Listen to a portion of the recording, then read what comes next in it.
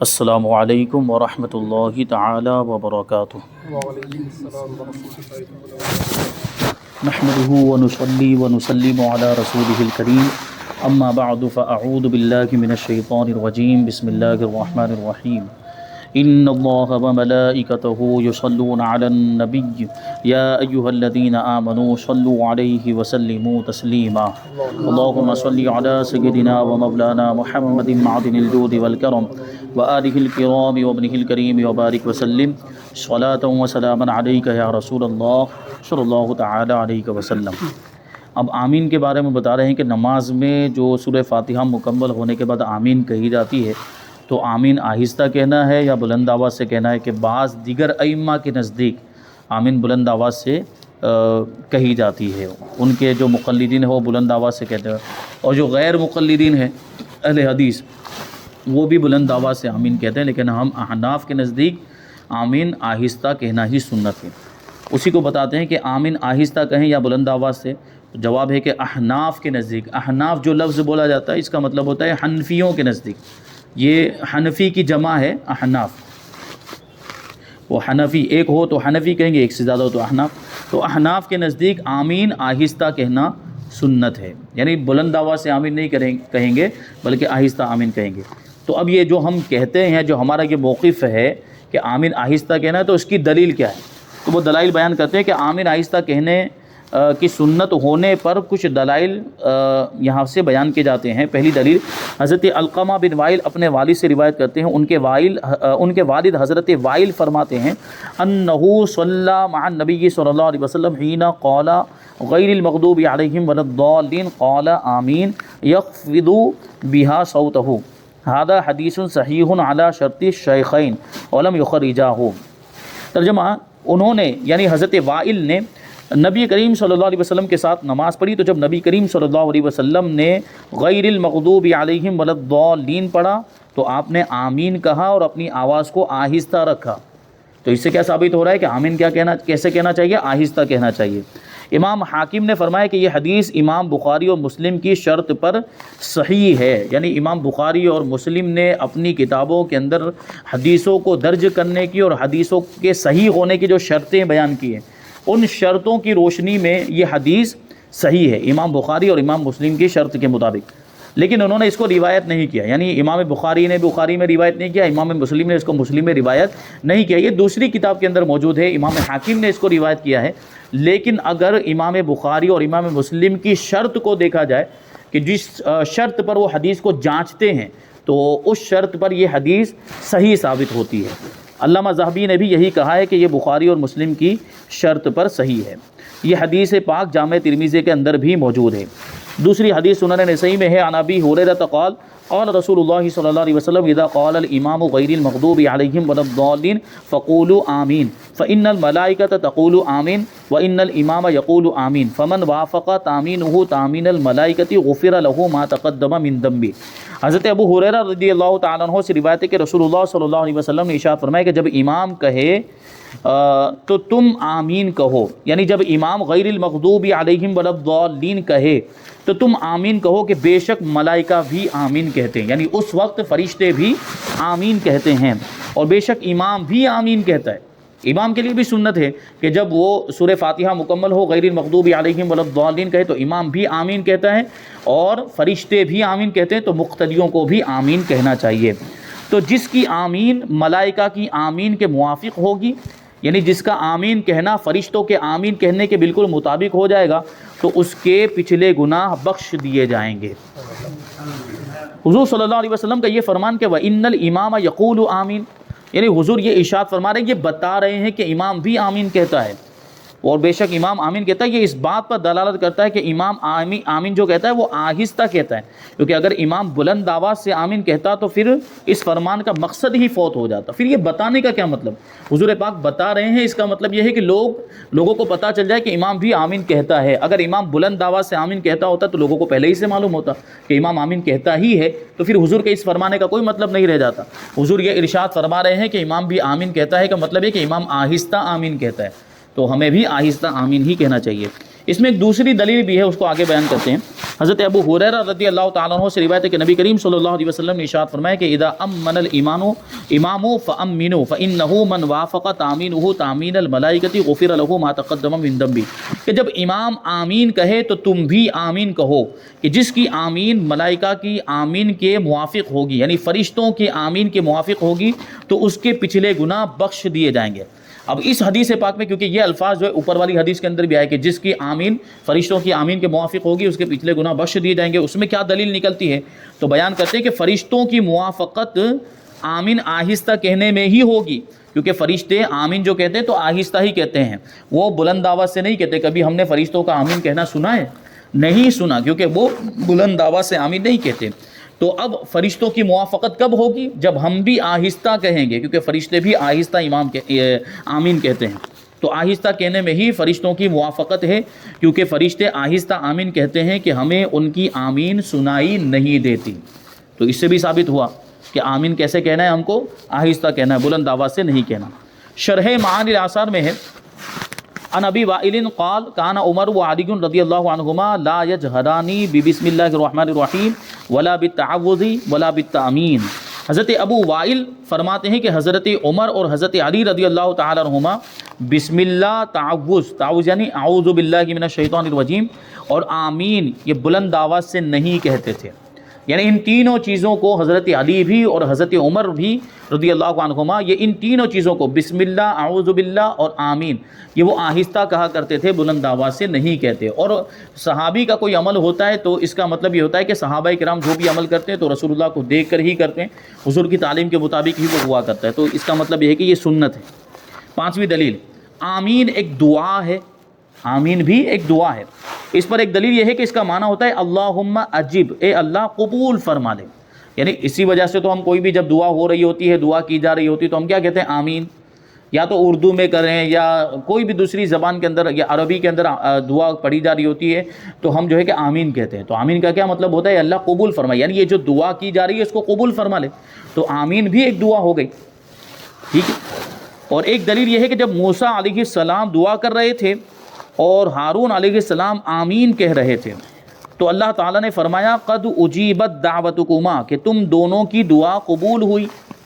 تو اب یہاں دعا تو صرف حضرت موسیٰ علیہ السلام کر رہے تھے، ہارون علیہ السلام تو صرف آمین کہہ رہے تھے، جبکہ اللہ تبارک و تعالیٰ کیا ارشاد فرما رہا ہے کہ تم دونوں کی دعا قبول ہو گئی۔ تو اس سے کیا ثابت ہوا کہ یہ آمین بھی دعا ہے، دونوں کی دعا تبھی ہوگی نا کہ آمین کو بھی دعا مانے، کیونکہ حضرت ہارون تو صرف آمین ہی کہہ رہے تھے، تو اس سے ثابت ہوا کہ آمین بھی دعا ہے۔ تو یہاں آمین کہنے کو بھی دعا فرمایا ہے، اور دعا میں اخفا یعنی آہستہ کرنا اولا ہے، اس کو پوشیدہ رکھنا اور اس کو بلند آواز سے نہ پڑھنا، یہ دعا کو یہ بہتر ہے۔ دعا کے اندر بہت زیادہ بلند آواز نہیں ہونی چاہیے، اور خاص طور پر جب آدمی اکیلا دعا کر رہا ہو تو آہستہ دعا ہونی چاہیے۔ اللہ تعالیٰ ارشاد فرماتا ہے کہ ادعوا ربکم تضرعا وخفیہ، کہ اپنے رب سے دعا کرو گڑ گڑاتے ہوئے اور آہستہ۔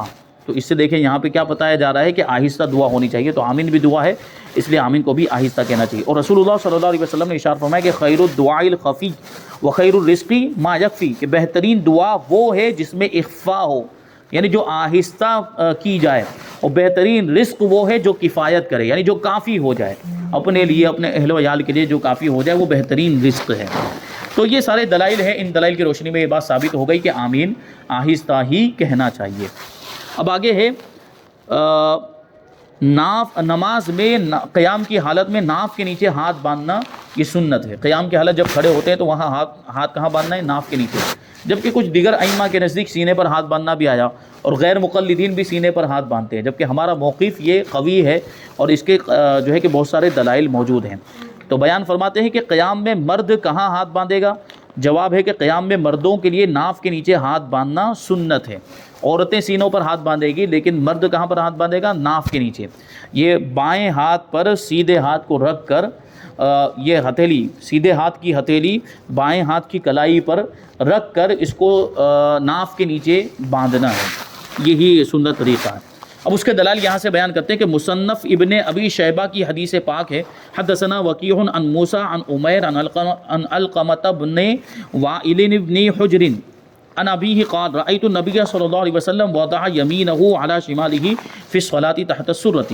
وائل ابن حجر اپنے والد سے روایت کرتے ہیں، وہ فرماتے ہیں کہ میں نے نبی کریم صلی اللہ علیہ وسلم کو دیکھا کہ آپ علیہ السلام نماز میں دائیں ہاتھ کو بائیں ہاتھ پر رکھ کر زیر ناف باندھ لیا کرتے تھے، یعنی ناف کے نیچے، ناف تو آپ جانتے ہیں، تو اس کے نیچے جو ہے وہاں پر رسول اللہ صلی اللہ علیہ وسلم ہاتھ کو باندھا کرتے تھے۔ تو اس سے کیا ثابت ہوا کہ سنت کیا ہے؟ ناف کے نیچے ہاتھ کو باندھنا، سینے پر رکھنا یہ سنت نہیں۔ یہ حدیث صحیح ہے اور اس کے تمام راوی ثقہ ہیں۔ تمام راوی ثقہ ہیں کا مطلب قابل اعتماد ہیں، اور جس حدیث کے تمام راوی ثقہ ہوتے ہیں وہ حدیث قابل استدلال ہوتی ہے، دلیل اس کو بنایا جا سکتا ہے۔ سنن ابی داؤد میں ہے ان علی رضی اللہ عنہ قال من السنت وضع الکف علی الکف فی الصلاۃ تحت السرۃ۔ حضرت علی رضی اللہ تعالیٰ عنہ نے ارشاد فرمایا کہ نماز میں ناف کے نیچے ہاتھ باندھنا یہ سنت ہے۔ اور اب اس کے بارے میں بتائیں گے کہ صحابی جب مطلقاً سنت کہے، کیونکہ یہاں پہ حضرت علی کہہ رہے ہیں کہ ناف کے نیچے ہاتھ باندھنا یہ سنت ہے، تو صحابی جب مطلقاً سنت کہے تو اس سے مراد رسول اللہ صلی اللہ علیہ وسلم کی سنت ہوتی ہے، کیونکہ صحابی جب بولتا ہے، جب کوئی بھی صحابی کہیں گے کہ یہ سنت ہے کا مطلب یہ رسول اللہ کی سنت ہے۔ تو حضرت علی نے جو یہ فرمایا کہ ناف کے نیچے ہاتھ باندھنا سنت ہے، یعنی یہ رسول اللہ کی سنت ہے۔ سنن ابی داؤد میں ہے ان ابی وائل قال قال ابو ہریرہ رضی اللہ عنہ اخذ الکف علی الکف فی الصلاۃ تحت السرۃ۔ حضرت ابو وائل سے روایت ہے کہ حضرت ابو ہریرہ رضی اللہ تعالیٰ عنہ نے ارشاد فرمایا کہ نماز میں ناف کے نیچے ہتھیلی کے اوپر ہتھیلی رکھے۔ اس روایت پر بھی عبد الرحمن بن اسحاق کوفی کی وجہ سے اعتراض کیا جاتا ہے، لیکن اس کا جواب فقہاء کرام نے دیا، کیونکہ یہ اس طرح کی اس معنی کی بہت ساری حدیثیں مروی ہیں، اور جب ایک حدیث بہت سارے طرق سے مروی ہو تو اگرچہ ایک طریقے پر ایک روایت کے اعتبار سے کلام ہوتا ہے، لیکن جب بہت سارے طریقوں سے وہ مروی ہوتی ہے تو وہ حدیث قوی ہو جایا کرتی ہے، اس میں قوت آ جاتی ہے، پھر وہ قابل استدلال ہو جاتی ہے۔ مصنف ابن ابی شیبہ میں ہے عن ابراہیم قال یضع یمینہ علی شمالہ فی الصلاۃ تحت السرۃ۔ حضرت ابراہیم نخعی رضی اللہ تعالیٰ عنہ فرماتے ہیں کہ نماز میں دائیں ہاتھ کو بائیں ہاتھ پر رکھ کر ناف کے نیچے باندھے۔ تو یہ سارے دلائل ہیں جن کی روشنی میں یہ بات ثابت ہوتی ہے کہ ہاتھ جو ہے وہ نماز کے اندر مردوں کے لیے سنت طریقہ یہ ہے کہ وہ ناف کے نیچے باندھے جائیں۔ اب رفع یدین کے بارے میں بتاتے ہیں کہ رفع یدین کرنا سنت ہے یا نہیں۔ رفع یدین کا لفظی معنی ہوتا ہے دونوں ہاتھوں کو اٹھانا۔ یہاں مراد کیا ہے؟ نماز میں دونوں ہاتھوں کو کتنی مرتبہ اٹھایا جائے گا۔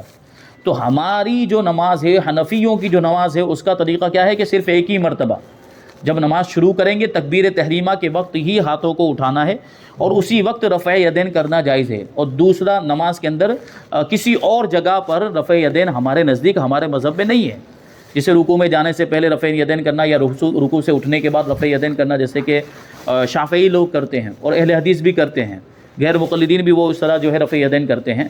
ہمارے نزدیک رفع یدین صرف ایک ہی جگہ پر ہے، اور وہ نماز کے شروع میں، اور اس کے بہت سارے دلائل موجود ہیں۔ تو بتاتے ہیں کہ تکبیر تحریمہ کے علاوہ رفع یدین کرنا یعنی ہاتھ اٹھانا کیسا ہے۔ احناف کے نزدیک نماز میں تکبیر تحریمہ کے علاوہ رفع یدین نہ کرنا سنت ہے، یعنی صرف ایک ہی مرتبہ رفع یدین کرنا سنت ہے، اور اس کے علاوہ کسی بھی اور نماز کے کسی بھی رکن میں رفع یدین کرنا سنت نہیں ہے۔ رسول اللہ صلی اللہ علیہ وسلم سے ہرگز کسی حدیث میں ثابت نہیں کہ رسول اللہ صلی اللہ علیہ وسلم نے ہمیشہ رفع یدین فرمایا، بلکہ رسول اللہ صلی اللہ علیہ وسلم سے اس کا خلاف یعنی ہمیشہ نہ کرنا ثابت ہے۔ یہ نہیں کہا جا سکتا کہ رسول اللہ صلی اللہ علیہ وسلم نے نماز میں ہمیشہ رفع یدین کیا ہے، بلکہ دونوں طرح کی حدیثیں مروی ہیں۔ بعض حدیثوں میں رفع یدین کرنا ثابت ہوتا ہے، اس میں رفع یدین کا ذکر ہے کہ حضور نے رکوع سے پہلے، رکوع کے بعد بھی رفع یدین کیا ہے، اور بعض حدیثیں ایسی ہیں جن میں ایک ہی مرتبہ رفع یدین کرنا ثابت ہے۔ تو اس سے یہ بات تو کنفرم ہو جاتی ہے کہ رسول اللہ صلی اللہ علیہ وسلم نے ہمیشہ رفع یدین نہیں کیا، کبھی کیا ہے تو کبھی نہیں کیا۔ تو اب یہ دیکھا جائے گا کہ کون سا عمل پہلے کا اور کون سا عمل بعد کا ہے۔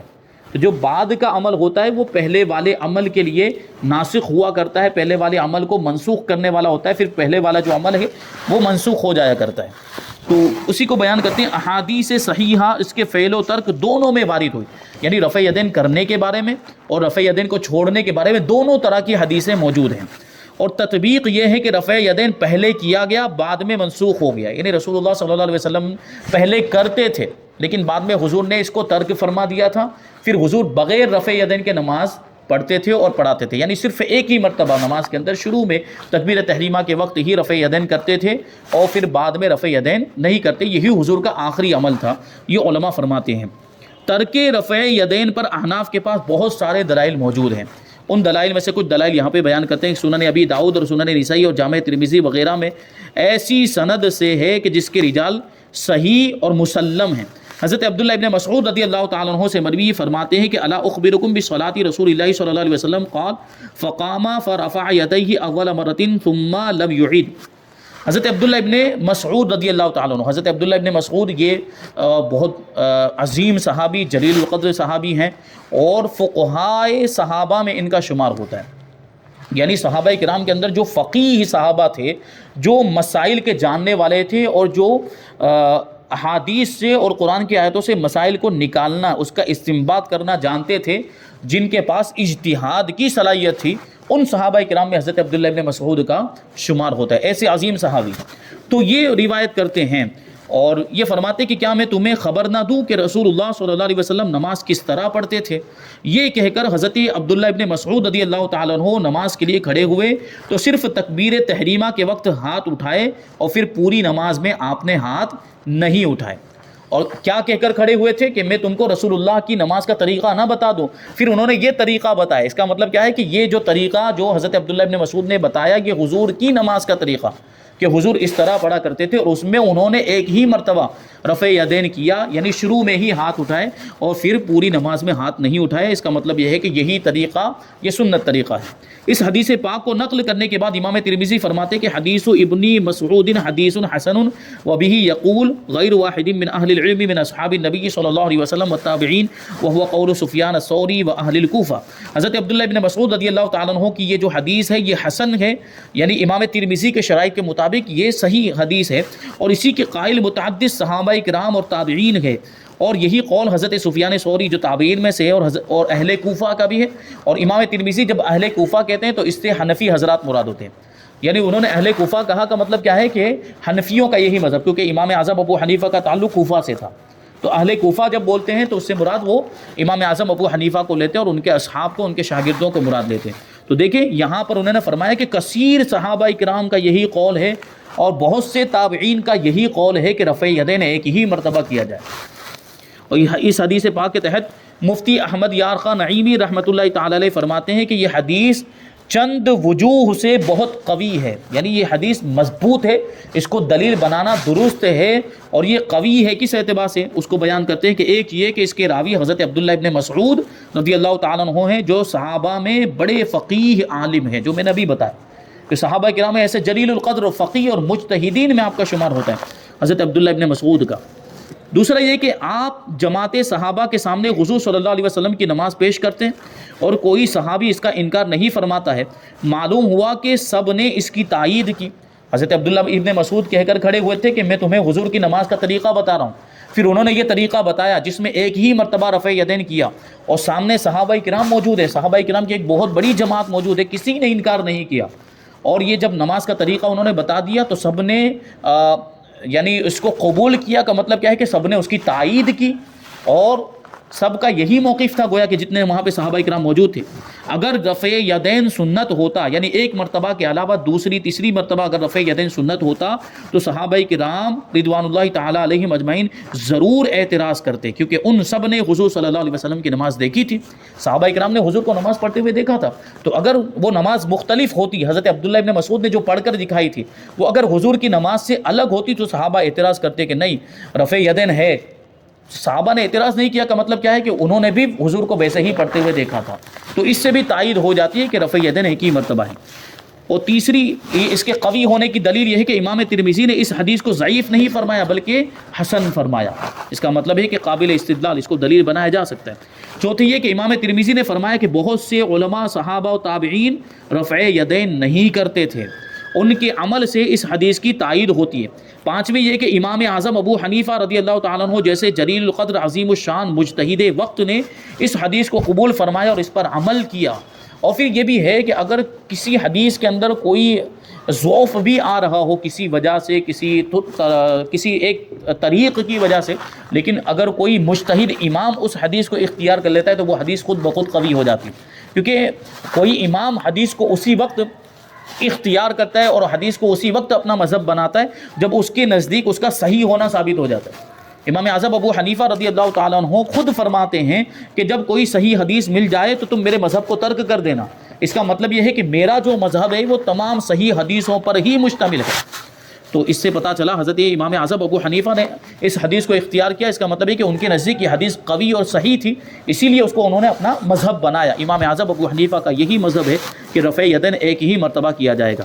صحیح مسلم میں حضرت جابر ابن سمورہ رضی اللہ تعالیٰ عنہ سے روایتیں فرماتے ہیں کہ خرج علینا رسول اللہ صلی اللہ علیہ وسلم فقال مالی اراکم رافعی ایدیکم کانہا اذناب خیل شمس اسکنوا فی الصلاۃ. فرماتے ہیں حضرت جابر ابن سمورہ کہ ہمارے پاس رسول اللہ صلی اللہ علیہ وسلم تشریف لائے تو ارشاد فرمائے کہ کیا ہوا کہ میں تمہیں رفع یدین کرتے ہوئے دیکھتا ہوں گویا کہ تمہارے ہاتھ چنچل گھوڑوں کی دمیں ہیں، تو قرار سے رہو نماز میں، یعنی سکون کے ساتھ نماز پڑھو. رفع یدین کرتے ہوئے دیکھا اللہ کے رسول صلی اللہ علیہ وسلم نے صحابہ کرام کو، تو صحابہ کرام کو منع فرمایا کہ رفع یدین مت کرو، اور ان کے جو ہاتھ جو رفع یدین کے وقت جو حرکت کرتے تھے اس کو حضور صلی اللہ علیہ وسلم نے چنچل گھوڑوں کی دم سے تشبیہ دی. کہ گھوڑے کی دم کیسے حرکت کرتی ہے ویسے تمہارے ہاتھ حرکت کرتے ہیں، تو نماز سکون کے ساتھ پڑھو، یعنی رفع یدین مت کرو. تو اس سے کیا ثابت ہوا کہ رفع یدین سنت نہیں ہے، صرف ایک ہی مرتبہ کیا جائے گا. مسند امام اعظم رضی اللہ تعالیٰ عنہ میں سند صحیح کے ساتھ ہے حدثنا حماد عن ابراہیم عن علقمۃ والاسود عن عبداللہ ابن مسعود رضی اللہ عنہ ان رسول اللہ صلی اللہ علیہ وسلم کان لا يرفع یدیہ الا عند افتتاح الصلاۃ ولا يعود لشیء من ذلک. ہمیں حماد نے ابراہیم سے، علقمہ اور اسود سے، عبداللہ ابن مسعود رضی اللہ تعالیٰ عنہ سے یہ بیان کیا کہ رسول اللہ صلی اللہ علیہ وسلم صرف نماز کے شروع میں رفع یدین فرماتے، پھر کسی بھی جگہ نماز میں ہاتھ نہیں اٹھاتے. تو اس سے بھی ثابت ہو رہا ہے کہ رفع یدین ایک ہی مرتبہ ہے. امام ابو جعفر طحاوی جو حنفیوں کے بہت بڑے عالم دین ہیں، یہ شرح معانی الآثار میں فرماتے ہیں حدثنا ابو بکرہ قال حدثنا مؤمل قال حدثنا سفیان عن المغیرہ قال قلت لابراہیم حدیث وائل انہ رأى النبی صلی اللہ علیہ وسلم يرفع یدیہ اذا افتتح الصلاة واذا رکع واذا رفع رأسه من الرکوع فقال ان كان وائل رآه مرة يفعل ذلك فقد رآه عبد الله 50 مرة لا يفعل ذلك. ابو بکرہ نے ہمیں حدیث بیان کی، انہوں نے کہا کہ ہمیں مؤمل نے یہ حدیث بیان کی، اور انہوں نے کہا کہ ہمیں سفیان نے حدیث بیان کی، وہ مغیرہ سے روایت کرتے ہیں، اور حضرت مغیرہ کہتے ہیں کہ میں نے ابراہیم نخعی سے حدیث وائل کے بارے میں پوچھا کہ انہوں نے حضور پرنور صلی اللہ علیہ وسلم کو دیکھا کہ حضور نے نماز کے شروع کرتے وقت اور رکوع میں جاتے اور رکوع سے سر اٹھاتے وقت رفع یدین فرمایا. تو اس کے جواب میں حضرت ابراہیم نخعی نے فرمایا کہ حضرت وائل رضی اللہ تعالیٰ عنہ نے اگر ایک بار حضور اقدس صلی اللہ علیہ وسلم کو رفع یدین کرتے ہوئے دیکھا ہے تو حضرت عبداللہ ابن مسعود رضی اللہ تعالیٰ عنہ نے حضور اقدس صلی اللہ علیہ وسلم کو 50 بار دیکھا کہ حضور نے رفع یدین نہیں کیا. تو قوی کون سی بات ہوئی؟ حضرت عبداللہ ابن مسعود کی بات جو ہے وہ زیادہ قوی ہوئی. اسی کو امام اعظم ابو حنیفہ نے اختیار کیا، اور حضرت عبداللہ ابن مسعود کی حدیثوں کو امام اعظم ابو حنیفہ نے اکثر و بیشتر اپنا مذہب بنایا ہے. بلکہ بعض علماء نے تو یہاں تک فرمایا کہ فقہ حنفی کی بنیاد ہی حضرت عبداللہ ابن مسعود کی احادیث پر ہے. زیادہ تر ان کی حدیثیں لیتے ہیں کیونکہ یہ بہت ہی جلیل القدر صحابی اور فقیہ اور مجتہد صحابی جو درجہ اجتہاد پر فائز تھے، ایسے عظیم و شان صحابی تھے، اس لیے ان کی روایت کی ہوئی حدیثوں کو لینا یہ فقہ اور مسائل کے زیادہ موافق ہے. کیونکہ دیگر بعض صحابہ کرام ایسے ہیں کہ جو یقیناً بڑی عرفہ اور اعلیٰ شان والے ہیں اور ان کا علم بھی حدیث کی بڑی مہارت رکھتے ہیں، لیکن مسائل اخذ کرنے کے لیے، کسی حکم کو ثابت کرنے کے لیے فقہ میں مہارت ہونی چاہیے اور اجتہادی صلاحیت ہونی چاہیے. وہ صلاحیت حضرت عبداللہ ابن مسعود رضی اللہ تعالیٰ عنہ کے اندر زیادہ پائی جاتی ہے، اس لیے ان کی حدیث کو یہاں پر اختیار کیا گیا، اور ان کی حدیث کو امام اعظم ابو حنیفہ نے اپنا مذہب بنایا. اسی وجہ سے حنفی مذہب کے مطابق جو نماز پڑھی جائے گی تو اس میں صرف شروع میں رفع یدین کیا جائے گا، یعنی ہاتھوں کو اٹھانا ہے، اور نماز میں کسی اور جگہ پر ہاتھوں کو نہیں اٹھانا ہے. یہی ہمارا مذہب ہے. اب انشاءاللہ تبارک و تعالیٰ لقمے کے احکام بیان کریں گے، بہت ضروری ہے، خاص طور پر مقتدی، کیونکہ مقتدی ہی کو لقمہ دینے کی ضرورت پیش آتی، تو کہاں لقمہ دینا ہے کہاں نہیں دینا، یہ ضرور اس کو سیکھنا ہے. اللہ تبارک و تعالیٰ ہمیں پابندی کے ساتھ اس درس میں شریک ہونے کی توفیق عطا فرمائے، اور جو کچھ بھی بیان ہو اس پر ہم سب کو عمل کرنے کی توفیق عطا فرمائے. وما علینا الا البلاغ. السلام علیکم.